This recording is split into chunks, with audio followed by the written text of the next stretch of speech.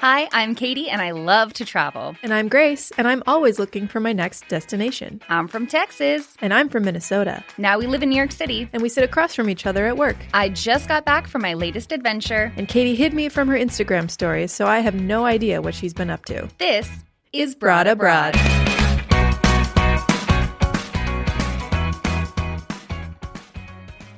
A quick disclaimer, this episode gets pretty heavy. I'll be discussing acts of violence and crimes against humanity that affect real people. I'm not an expert in Central American history, and this podcast is for entertainment purposes only. For more information on the political situation in El Salvador, check out the episode of The Daily titled, El Salvador Decimated Gangs, but at what cost? Please listen with care and enjoy the last episode of Brought Abroad Season 1. We made it to the end. Here we are, episode 4. We did it. I have to say, for the listeners, Katie truly did not give me any hints about what was going to happen on this season. So this has all been a surprise. I wasn't expecting us to go to such heavy places. I mean, you have taken us from Guatemala to El Salvador. I've genuinely been very surprised with how all the twists and turns your trip took. I mean, this is always kind of how it is when you're traveling solo or with a small group. Like, you never know what's going to happen and who you're going to meet. It sounds like today there's like some more characters you're going to introduce us to, right? Yes, it's going to get a little heavier. The first few days in El Salvador, I was taking Spanish lessons. We were doing surf lessons. We ate pupusas. And I had no idea that the most impactful day of my whole trip was soon to come. So it wasn't the volcano diarrhea day? It was not the volcano diarrhea day or kidding. My birthday. Wow. So leading to the trip to El Salvador, there was this one excursion that I really wanted to do called the 7 Waterfalls hike, or Siete Cascadas. Okay. So when you look on Google Map, in all the reviews, it's like WhatsApp Elizabeth and get a tour with Elmer. Oh. So that's exactly what I did. And so we drove, I think it was about 2 hours to a town called Huayua. I absolutely butchered that. It's a hard one. Anyways, you meet in this really cute town, and we had a group of about 20 people from all over the world. There was Brits there, Australians there, Dutch people there, and there were 2 local Salvadorians. Okay. And so this pickup truck comes, and it has like a railing along the back of it. And so you're all just standing in the back of a pickup truck. Oh my God. Driving into the deep forest of El Salvador. Wow. It's definitely recommended that you hire a guide for this. And Elmer Okay. is really the one who does it. Okay. Because this is not the kind of hike that you could do on your own. Okay. We get there, and the 7 waterfall hikes is amazing. If you do it, you need to bring a waterproof bag and some water shoes because you get absolutely soaked. Okay. Like it says in the name, there's 7 waterfalls, and I think Wow. the 4th waterfall is the one that Elmer climbs up by himself, then he ties a rope around a tree and then throws you down the rope and says, climb. Way. Yeah. Oh my God. That's insane. How difficult was this compared to the volcano hike from Guatemala? Not difficult, but really unsafe. Oh, really? Yeah, like no harness, no helmet. Oh my if you God. slip, it's over. You're done. Okay. And Elmer was a total pro. Like, he didn't speak a lot of English, but he was, videotaping everyone, taking photos the whole time. And it was just absolutely stunning, perfect day, really good group, good vibes. That's so awesome. Then you get to the 5th volcano, and there's something called Baños de Barro, which is shower of the earth. Okay. So he sticks his hand into this waterfall, and he gets all this mud out, and he says, put it all over your face. So he put mud all over our face. It's like a natural exfoliating little spa thing. And then the very last waterfall is a bonus waterfall, the 8th waterfall, and it's just this beautiful natural pool with like refreshing water. Wow. I posted that all over TikTok and my Instagram. Like, I got the sickest photos, and he cut us up some pineapple. So if you go to El Salvador, the 7 waterfalls hike is a super unique, super Cool. amazing experience. I liked it a lot. Wow. Oh, and by the way, the price of this, guess how much this whole like half-day excursion cost? I'm sure it's going to be like so dirt cheap, but I'm going to guess like $30 a person. It was $10 a person. Oh my God, you're kidding me. Like, she initially was like 15, and then we were like, okay, we're thinking about it. Not because we're trying to barter. She's like 10. I was like, okay. But these are good opportunities, like we've said in other episodes, like to tip people, even you know, when the prices are so low, it's like, okay, so there's ways we can like support the locals doing this. And a lot of Salvadorians make around $3 a day. So $10 a head. Like Elmer is doing really well for himself. That's cool. Yeah, totally worth it. Really cool. And then afterwards, he took us to his favorite restaurant. And I got pupusa loroco. And loroco is like a edible flower. And it was so delicious. Oh. And we're talking to these Canadian girls who were doing a huge Central American trip. Cool. Super sweet. And I was telling them, you know, I'm really bummed. I only have one more full day here. There's so many things in El Salvador that I ran out of time to do. Yeah. And they were like, well, have you gone to Santa Ana? I was like, no, I don't think we'll have time. And she was like, you cannot leave El Salvador without going to Santa Ana and doing this free walking tour with this guy, Héctor. She was like, he will tell you everything you want to know about all the gangs in El Salvador. Oh, wow. Interesting. Sure enough, I DM him. I'm like, hey, Héctor, can I go on your walking tour? And would you mind if I record the whole thing for my podcast? And he was like, sure. Héctor likes being in the spotlight. Wow. I feel like I'm in a movie. And he was like, day before, he was just like, yes, I'm down to do it. I think he does these every single day. He loves to tell his story. So we show up, we meet him. He takes us to the cathedral in downtown Santa Ana. And the first thing he does is a group of about 10 of us. He's like, well, guys, you let me know what kind of tour you want. I can either tell you all about the history of El Salvador, or I can tell you about my life and my experience as someone who lives here and has been through a lot in my short life. Wow, okay, I know which one I would pick. Can you tell me the story that you kicked off the tour with about what happened to you when you were 15? First, I grew up in a place maybe was one of the most dangerous of the country. So this was a heavy place. It was a normal life. We were considering us a normal childhood. The difference, one day you were in the middle of the shooting, in the middle of the soccer game. So most of my friends, they were involved with the gangs. Was an easy way to get money. I knew how to spend time with them. I was going to parties, chilling around, but keeping distance. So one point of your life, you needed to join in the gang. Maybe as a favor, maybe you were hungry, you needed money, you don't have a job, you needed to join. Was that my case? I tried to avoid it until I was 15. When I turned 15, was too much old to make the crimes without a punishment. Like, if I was under 18 years old, I was not going to go to prison, even if I kill a man. So the time was like finishing.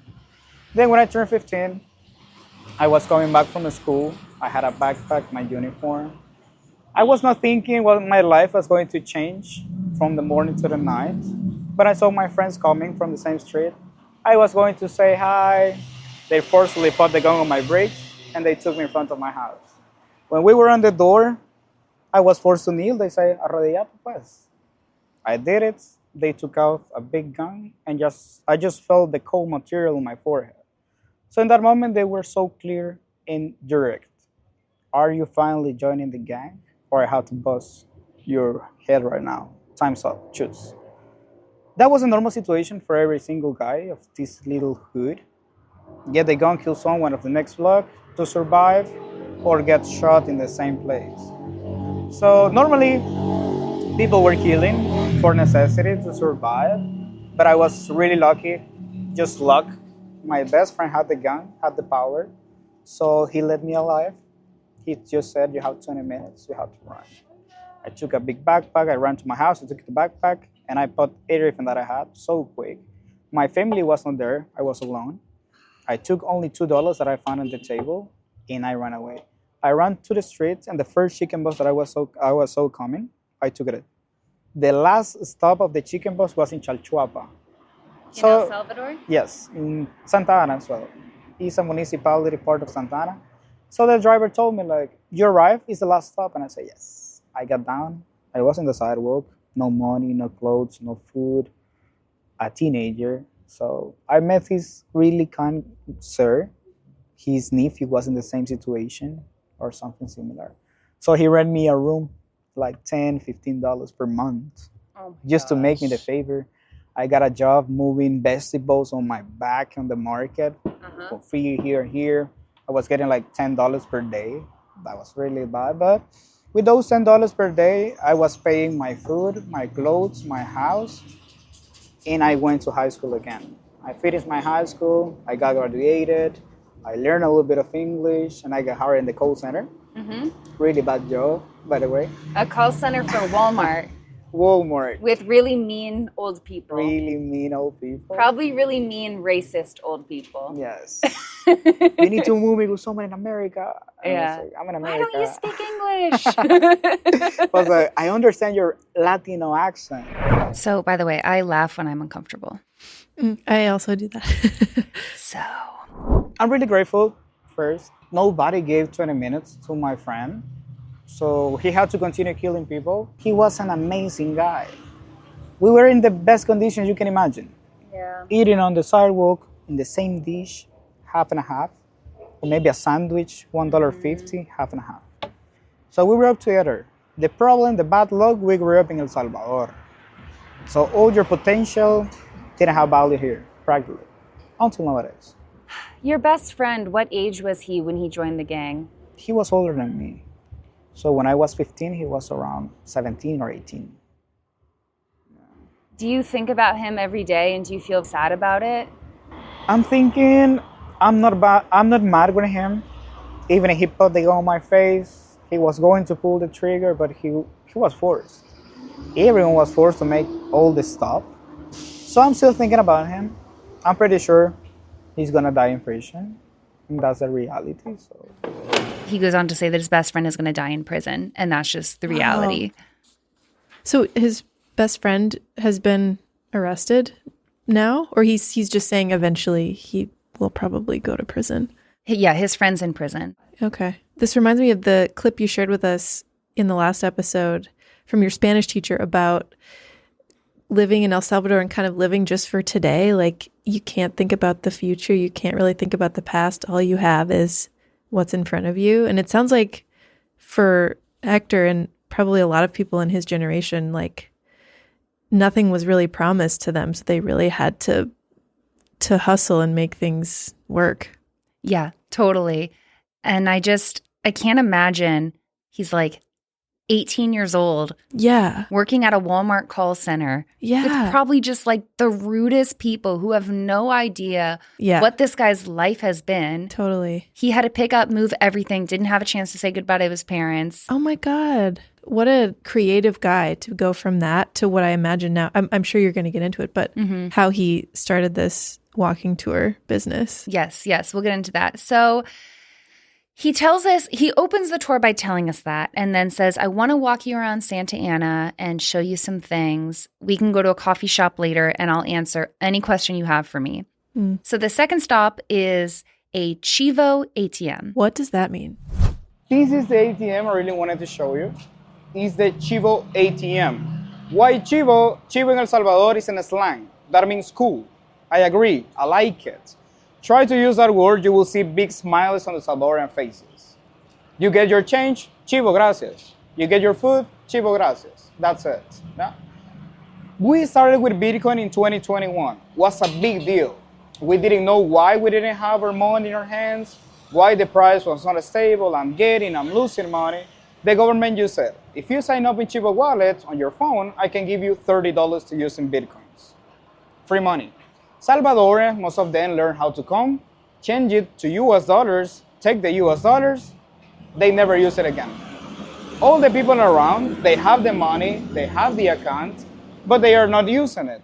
I told you, in my opinion, it's pretty difficult to use it as a daily coin. The best way to use Bitcoin, to invest money. 0% of taxes. We are the only one country in the world using Bitcoin as an official currency. So these are big opportunities for everyone, investors, local people, governments. For example, we have big plans. We're gonna get Bitcoin City. It's gonna be a brand new city supported by Bitcoin. No US dollars, no cash, no credit cards. Use your Bitcoins in the city. So if you're going in Chicken Bus in Bitcoin City, you have to pay with Bitcoin. But who? That's the idea. Who's paying the city? Like, Who's building the city? building the city for it? Yeah, the government. It's a big project. Also, we're trying to put this same technology because these ATMs, they don't use normal electricity. These use thermal energy of the active volcanoes around El Salvador. With this technology, we're going to be able to mine with Bitcoins in Bitcoin City. So it's going to be keep going. It's a big project.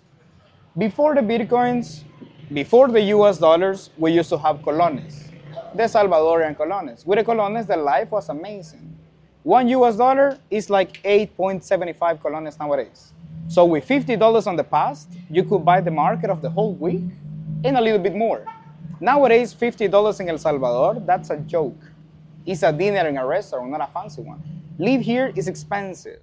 This whole Bitcoin City thing is fascinating. This idea of like building a whole city around this type of currency, that's like super crazy and wild. He also talked about Catholicism, how important that is to Salvadorians. And then he took us to some local food carts and he told us about football or, soccer. Right. And we also talked a little bit about wages. But the minimum salary with the cost of life is the bad one here. The minimum salary in El Salvador is $365 per month. If you're lucky and you can find a job. If you're working outside in the coffee and the farms, selling food, you're gonna get maybe $3 per day. And it's not official. So imagine the daily routine of the people. You have your breakfast, you only have $1 to eat. Lunch, $1. Dinner, $1. Every single day or less. Some things are helping. Tourism is helping a lot the Salvadoran economy. You go try pupusas on the sidewalk in a homemade place. You're putting food on the table. Going to the market, not the corrupted supermarkets we have here. New jobs, new opportunities. For example, me. Again, 2 years ago, the walking tour was not possible. We didn't have tourists. So I was working for a call center. Customer service accounts? I was for an American Walmart account, and that was lovely.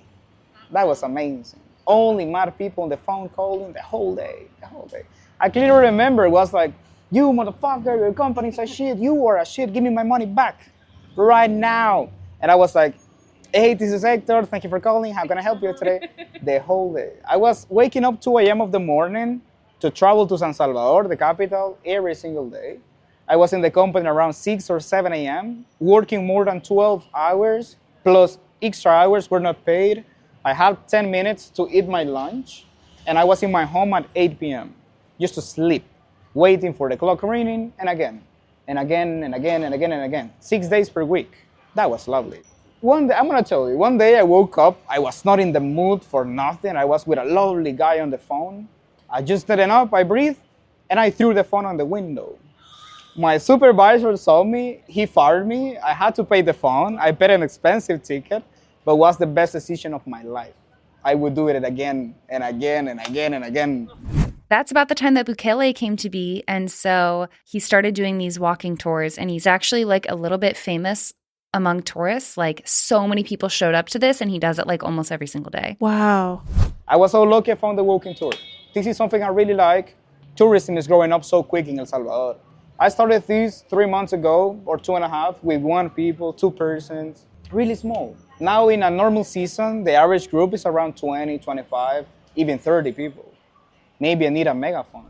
Yeah, wow. So it sounds like tourism has had a really positive impact for him and probably for a lot of Salvadorians. Yes, so he and his friends from the Walmart call center and his brother have been making several businesses surrounding tourism. Wow. His brother is starting a hostel, or actually I think he already opened it, called Coco Hostel. Okay. And they offer pupusa cooking classes. They want to open a travel agency. They want to offer tours. So they're doing a lot of good stuff. This is so cool, Katie. Having, like, I know this is a big goal of your podcast, but having the chance to actually see how you visiting a place is impacting the economy and the lives of the people there. You don't always get to see that when you're traveling. So it's so cool that you got to hear from Héctor to like actually see what that looks like for a real person. And I also feel like now is a good time to go to El Salvador. Like it is not overly touristy yet. Like it just became safe to go. So yeah.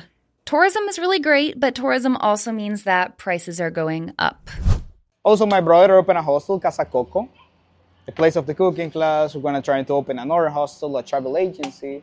Opportunities we would never have if we wouldn't have tourism, But also the other face of tourism, the local people. I'm not saying tourism is bad, but Some places are not for locals anymore. El Tunco Beach, for example. El Tunco is not a place for locals anymore. To have a nice time, you need approx 80, 90, or even $100. And you're getting 3 per day. It's not working. Ruta de las Flores is being so expensive. It's not a cultural place anymore, it's a touristic place. This is a huge difference. Prices have been increasing a lot.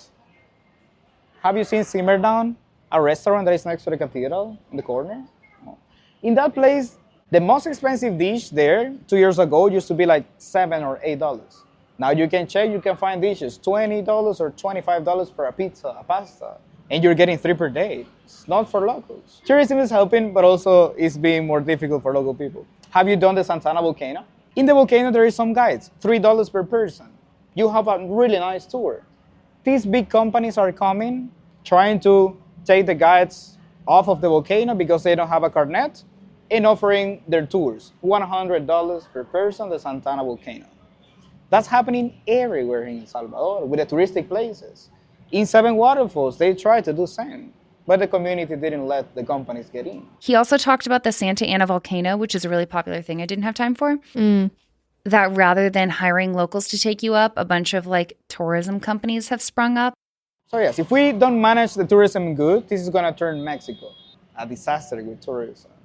Nowadays, it's perfect. We have been attracting the best kind of tourists, so the people is pretty happy. We have to make this work. Good for you, good for me, as a local. And then we get into the nitty gritty about gangs. Wow. So yeah, I definitely felt awkward. I was like, oh my gosh, I cannot relate to any of this, luckily. And this is certainly not the kind of content I usually get on vacation, but I thought it was really interesting to learn about. Yeah. So here we get a little bit graphic to really get a sense of how dire life was before Bukele came to power. What is like the big conflict in El Salvador? Like, what were the gangs fighting over? We're not drugs. Was more territory. They were looking for power. I don't know what kind of idea you have about gangs or gangsters. I don't know how it's back home. But here, these guys were not playing. They were not humans. And it's the easy way to say it. You know machetes? Like the huge knives? Yeah. They were not killing with weapons. They were killing with the machetes. When they were taking the body and chopping the body in little slices, putting a huge man in a little plastic bag. Wow. And they were throwing the bag on the streets like trash. So a random day you were walking on the streets, you find something, you're curious and you open it, and you can find the rest of someone in a bag. As a normal day. So imagine the mental care of Salvadorians. We got used to see these things on the street as a normal life. If you had troubles, you didn't say hi, and the gangsters were around and they were drunk, they were taking you as a punishment. Have you seen on the streets, on the sidewalk, there is a corner for the drain of the water? They were saying, come here, come here, come here. Put your mouth here, in the corner, right here. They were saying how you have to bite it, but strong. When you were biting the corner, they were kicking your head. So all your teeth were done. If you had tattoos, but you were not part of the gang, and you were not answering good the questions, they were taking a knife and removing the tattoos from the skin, slowly. And they were saying, don't get more. Power, corruption, and they had a lot of money. We're not a drug business, but they had extortion. You remember where I explained you the kind of hot dogs outside of the church? All those little stands, even the kids selling candies on the streets, they were paying 70% of their money monthly to the gangs. So 30% of the money for them. That was the problem. And every gang had a leader, and like these were famous people, or no, they had sillas, like chairs. Each silla was a person who was in charge to manage some territories in the country. How would someone end up joining a gang? You needed to go to a corner, the famous corner in the middle of the hood. They give you a pistol, like a gun, you take it, and you are like this on the corner, just waiting. They say, okay, the next person who appears walking there, you have to kill them. I don't fucking care if it's your mom, your kids, your wife, your grandma. I don't care. Even if it's my mom, you're allowed to pull the trigger. If you don't do it, we're gonna kill you with the same gun you have in your hands. And you're not alone, you have your family. Kill or be killed. So you could close your eyes, pull the trigger, and it's done. You get your tattoo, you're a gangster now. These were the rules. Heavy stuff. How are you feeling? Yeah, this is wild. So it isn't even like just a drug economy kind of a thing. It's like this sounds like at one point at least this had expanded into like everything, everywhere. Yeah, it sounds like it was more so about power, extortion, territories. Yeah. Also, interestingly, someone asked, were there women gangsters or was it just men? Girls were able to join the gang. The ritual to be recruited by the gang, you needed to move a group of 10 or 15 girls. They were gangsters. They were making a big circle on the hood, in a corner. The one who wanted to be part of the gang had to be in the middle of all the girls. Between 18 or 13 seconds, depending on the name of the gang. In this period of time, all the girls, they had to kill the girl in the middle. They were able to use baseball sticks, stones, the feet. The kill is goal, kill the girl. If she can survive being hit by 15 girls at the same moment, she's gonna be a respected one. If she doesn't survive, oh, what a pity, they left the body on the streets, they go with the next one. That was for the girls. When you survive, you have your rights to get your tattoo. Then Bukele gets elected in 2019. There is speculation that he initially made a deal with the gang members. Hey, chill out on the crime. Whoa. But things only got worse. And things got really, really bad. In March of 2022, there was a homicide spike. In a single weekend, 87 Salvadorians were murdered. Wow. This is a small country. That's a lot of people. That was just enough is enough. I mean, it made headlines everywhere and people were very unhappy. Wow. So all the time for leniency and corruption was over. Bukele's new in town and he's saying, enough is enough. He declares a state of emergency that same month. So the state of emergency was going to last only 3 months. 2021, 3 months. Now we're in 2024 and we still are in the state of emergency. But the people is saying, make it longer. Make it longer as far as you want. During the state of emergency, police officers can arrest anyone suspicious of gang affiliation. And Bukele also rids the country of corrupt police officers and politicians. The first thing the president did when he got the presidency, he put everyone in investigation. Everyone of the public system. I'm talking about police officers, soldiers, functionaries, deputies, ex-presidents. The president, he was in investigation. He said, I'm not corrupted, but also I don't want to be known as the president who was working with corrupted people. So since this moment, we all are in investigation. We reduced from 120 deputies to 60. Half. When we got a clean system, you will be surprised how many police officers and soldiers got fired because they were involved with the gangs. They left a lot of free spots on the police and everywhere. They were offering new jobs and a lot of people joining. So now we can say we have a clean new generation in the government. He basically did an investigation on all police officers and politicians and fired half of them. Wow. So it's just clean slate. Whoa. Now there's a whole bunch of open positions. So he hires more police officers and he ups the salary. In the past, we didn't have too many police officers. Some of them were corrupted, really corrupted. When the state of emergency started, the government improved the salaries for almost everyone. So joining to the police, joining the army was something more attractive. They are getting maybe triple than the minimum salary. You can see 18, 19, 20 years old soldiers and police officers, so young. And the police officers have the right to stop anyone and search them for tattoos and look through their phones. Oh, yeah. So you mentioned this in the last episode. So is this something Hector has run into? Has he ever been stopped? 5 months ago, I was walking on the streets. I'm not white. I have earrings. I have a lot of tattoos. I grew up in a place controlled by gangs. I have friends in prison. I'm the perfect profile for the police officers right now. So I was walking in this empty street, 5 a.m. like this time, and I just heard, hey man, stop there. Don't move anymore because I have a gun and I'm gonna use it. And I was like, oh, maybe soldiers. I took my hands like this. They took me, they put me in front of a wall and they pushed me on the wall. So I hit all my face on the wall I didn't say nothing. I didn't even move. I knew they were not going to be the kindest guy in the world. So they were checking me. Strong and stronger and stronger to the point they were beating me. They were hitting me. And I said like, hey man, chill down. What are you doing? That hurts. Chill down, please. And they said, really? Does it hurt? What about this? He took my earring and he pulled down. I just felt how something broke here. My t-shirt was white, turned red, was wet. I didn't say nothing. I didn't even move. And they said, so can I continue checking you or I have to do all of them? You choose. And I was like, no, sir, there's no necessity. Go ahead, but don't hit me. They checked my Instagram, my WhatsApp, my photos, my iCloud, everything in my phone.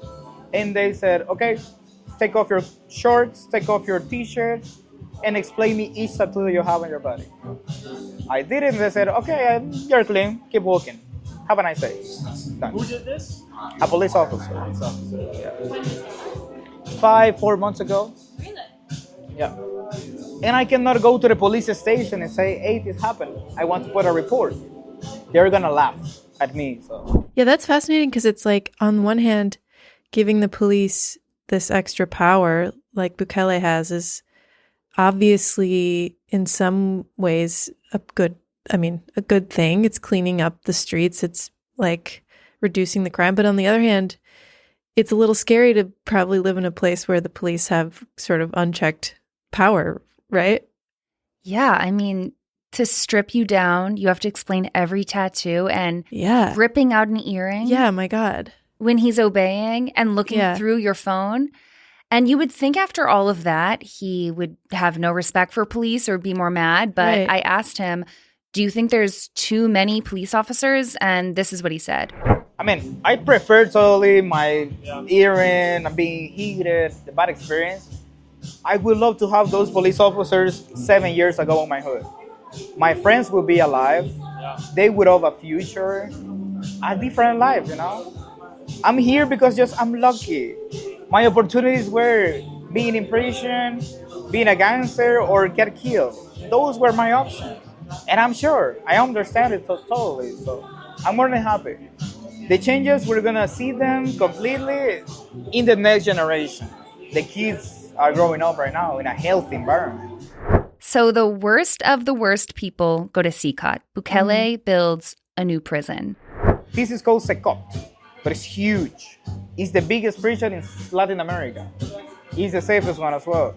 So right there we have 70,000 people in prison. Yeah? We have a space to double this number. So it's enough.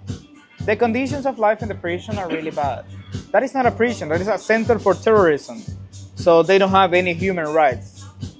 I can say it like that.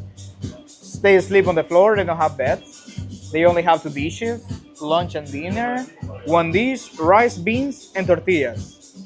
Every single meal for the rest of the sentence. On the past, they had different conditions. They loved to be in prison. Some people record a video.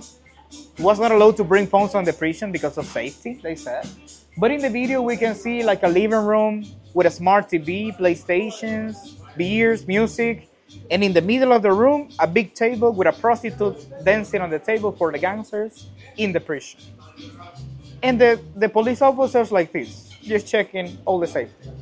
When we watched that video, we knew they were working together, gangs and government, but not in this level, paying for their parties. The lights never go off. Oh, God. They do not eat any meat. Wow. They get like tortillas and beans twice a day. No blanket, no pillow.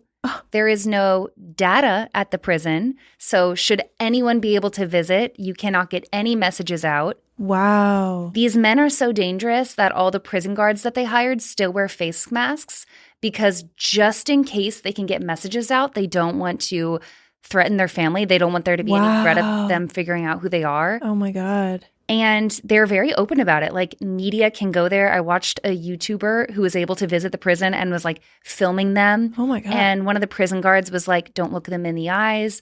These are evil, evil people. It is a really scary place. And actually, like they've taken every measure. If you get the chance to visit, which I would not, you have to go through an x-ray to make sure that you're not sneaking anything up your hoo-ha or your booty. Right.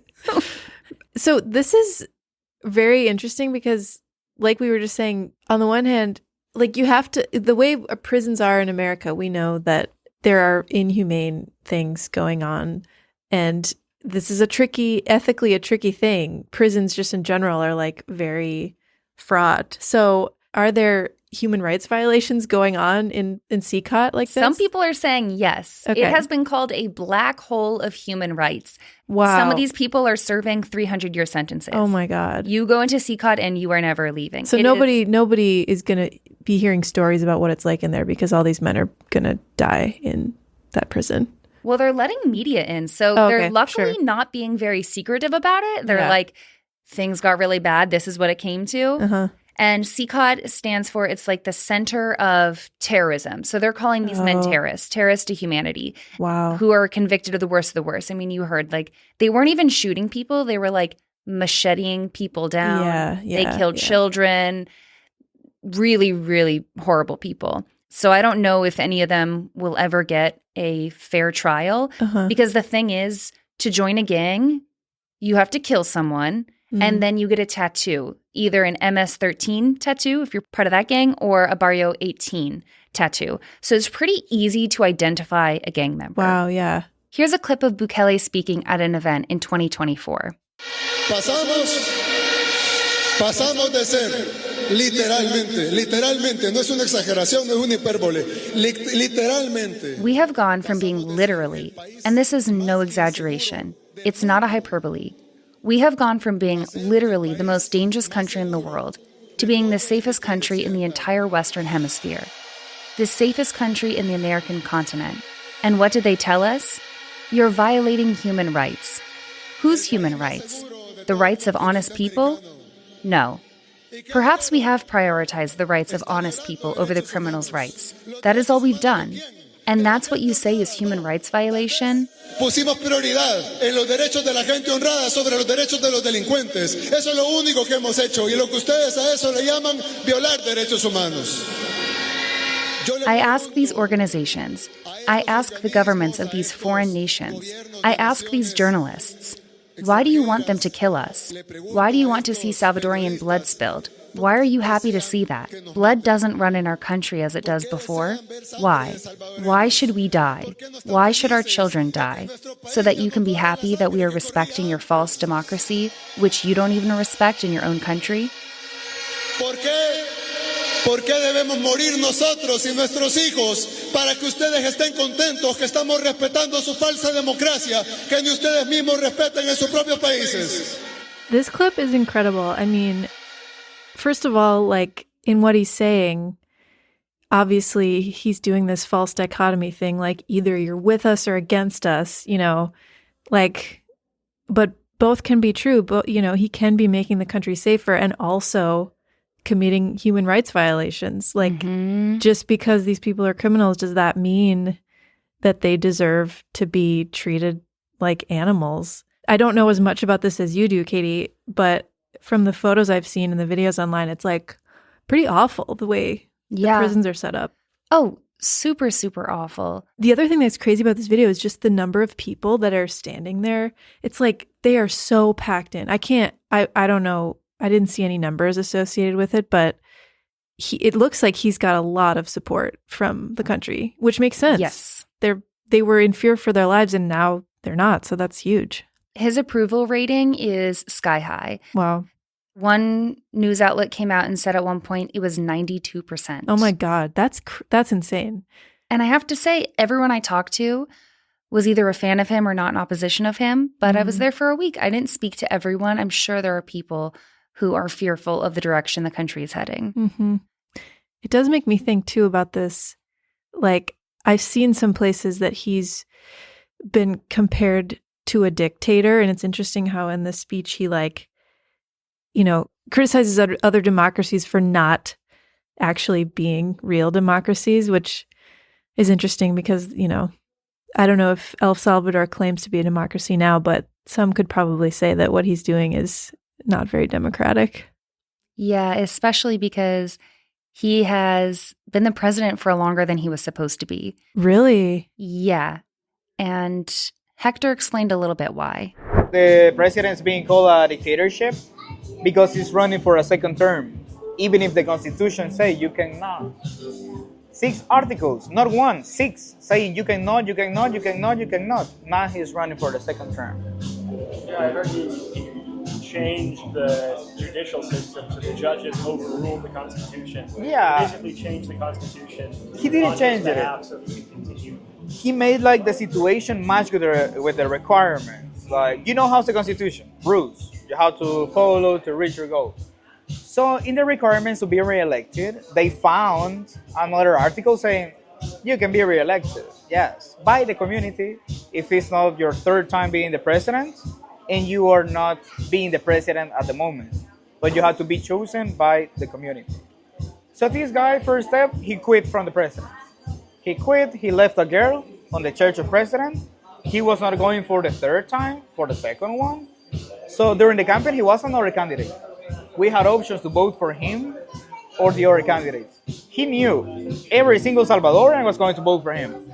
Even the 3 million of Salvadorians we have in the US, they were allowed to vote with their phones in a digital way. He has said, I'm not going to run again. Okay. Eventually we'll his see. time should be over, Yeah. but if he's still in power in 10 years, then yeah, we're in trouble. Because he's young. I mean, this could go on for a while, Yeah. especially if 92% of people really do support him. Totally. He's got no opposition. We've talked about how the justice system was corrupt. So, like, is it possible that there are innocent men in CECOT? Or are these all, how do we know that these are all gang members for sure? Do you think that there are any innocent men locked up? From my perspective, I would say no. I told you I have the perfect profile. Just because the place you grew up, you can be in investigation. Even if you have the cleanest record in the country, you can be in investigation. I wasn't one. They were checking my devices. The old phone that I was not remember was in my house. They changed it, and they were checking it. Messages, photos, whatever can make a little relation. My tattoos are nothing close with the gangs. Artistics, clean. I don't have record, clean. I grew up in a difficult place, but then I moved. I have a different life, clean. My tattoo artist, for example, he's covered of tattoos. Neck, face, hands, he has schools, demons. He's being checked on the streets like 5 times per day. So annoying. Gosh. Yes. But he's free. Uh-huh. I can trust in the government, and I think I'm talking by all the Salvadorians. If you were not involved with something bad, you're going to be great. Yeah. That's it. I want to backtrack a little and tell you about the history of these gangs. So El Salvador had a civil war from 1979 to 1992, and America during this time actually gave El Salvador's military billions of dollars. It was a horrific 12 years that doesn't get talked about very much, and an estimated 25% of the population fled the country. Wow. Many of whom ended up in LA. In LA, in the 80s and 90s, 2 prevalent gangs formed, MS-13 and Barrio 18. In 1992, the civil war in El Salvador finally came to an end, and the U.S. deported many Salvadorians back to El Salvador, many of which are now gang members. El Salvador was economically struggling, to say the least, and these gangs became extremely powerful. And it got to the point where different gangs claimed entire territories of the country, and people weren't allowed to travel within their own country. There also was an unofficial curfew, like people just stopped going out at night because things got so bad. Wow. MS-13 is one of the most terrifying gangs in the world, and there was an estimated 10,000 MS-13 gang members in the U.S. Wow. Just a few miles away from us, that direction in Long Island, there has been ongoing MS-13 violence happening for years and years and years. Wow, I had no idea. Still up until this year. Wow. So after hearing hours and hours and hours of Hector's story and the history of El Salvador, I asked him about the future. What is your hope for the future of El Salvador? It's going to get better. I mean, the future looks amazing. And the little things. Maybe for you, it's like really common, go for a coffee, drink the coffee, and then go back to home. But that was impossible for us. Right. Even the little things, go to the waterfalls. I went to the 7 waterfalls 4 months ago with my brother for the first time of my life. That was amazing. That was the best day of my life, maybe. Yeah. Really good experience, but we were not able. I have never been to the east side of El Salvador. I can go in a chicken bus, one day. And before, the gangs ran it so that you couldn't even travel within your own country. You have an ID, right? Yeah. In the ID that says you are from Santa Ana, but you were born in Chachuapa. So if you were getting in a new place, they were checking your ID, like, oh, you're from Santa Ana, you were born here. What are you doing here? In the best of the cases, they were just, you cannot get in. In the average situation, you were not going to go back home. That was the thing. So if nobody wanted to take the risk, I'm going to be exploring this place, but it's the different gang, not from my place. Now in trouble, even if I'm not a gangster. Nike Cortez, the shoes, those were prohibited for the community. Those were for the gangs. What about if you were walking at this time, just a few blocks next to here, and you have those shoes? They were cutting your feet. I spent a lot of time with Hector. We also talked about the education system, women's rights, sexism in the country, more about finances, more about Bitcoin, and so much more. So when you find yourself in El Salvador, I will put all of his information in the show notes to this episode. You totally have to go to Santa Ana and do his free walking tour. What an incredible dude. That's so cool that he was so open with you about all that. For those listening who are interested in traveling to El Salvador now, but are feeling maybe a little bit nervous after hearing, the climate down there, what advice would you have? Do you think they should be worried? The facts are, El Salvador was one of the most dangerous countries not very long ago, and it has become a bit of a police state. I would say you should always do lots of research before visiting any country and know what to expect and what the safety risks are. There are safety risks in every country. And transparently, I've had some pretty scary experiences in 2 countries that I've traveled to, but they do not involve Guatemala or El Salvador. Also, I've had some pretty scary experiences in New York City. Topics for another episode. Yeah, maybe topics for another episode. My personal experience in El Salvador was I felt completely safe. It was affordable. It was beautiful, easy to get around, lots to do. Everyone I spoke to was in support of Bukele, not to say that everyone is. And also keep in mind that this podcast is coming out in January 2025, and a lot can happen in this country in a very short amount of time. So be sure to do your research before booking your flight. Yeah. I think that's totally a great way to put it, Katie. Like, there are risks anytime you leave your home country, traveling abroad there's certain risks associated with it, and some places are more dangerous than others. But at the end of the day, like, as you travel, your gut gets better at feeling out when situations are kind of weird and when they're not. Yeah, all you can do is prepare, be smart, do your due diligence beforehand. But at the same time, it's great to experience places that are different. And it's cool to hear your experience that you really felt safe. I think that's worth a lot. I loved it. I would go back in a heartbeat. I would recommend anyone go there. I'm not going to put out a podcast and say, yes, all of Central and South America are completely safe. Yes, there are definitely countries in Central and South America that I would be more wary of visiting. Sure. But bad things happen in America. Bad things happen in Europe. Yeah. Bad things happen everywhere. And Right. it shouldn't stop you from seeing the world, because there are beautiful people and beautiful things to see and beautiful things to eat all over the world. Okay, so Katie, we covered a lot in this season. There were highs, there were some heavy parts. You are a very intrepid and curious traveler. Why do you love to travel? What is it that keeps you planning trips like this? I think on a surface level, I love to travel because I love to try new foods. I love to take photos. I like picking up new hobbies. I learned how to scuba dive in Thailand. I learned how to surf in El Salvador. I'm learning Spanish. I like a break from my routine. Yeah. I think on a deeper level, though, to get so real with you, I'd say that traveling has made me a more relaxed, open-minded, and empathetic person. I feel like the world feels so much bigger the more I travel. I'd say that I have realized how incredibly lucky I am, not because I think America is the best country in the world, but because traveling has made me realize that I have never seriously feared for my safety. I've never felt hunger. I've never been in a true financially bad situation. And that I have more freedoms than most people in the world and more opportunities and more security than the majority of people on this planet. And I think that if everyone traveled more, we would be so much better for it. Yeah, I totally agree. And now I want to get on a plane. Yeah. Outside of El Salvador, what is next for you? Where are you going next? This broad is ready to go abroad once again. Hell yeah. I love Latin America, but now I've done 2 summers of Central America. And so this January or February, I so want to go to Korea and visit my friends.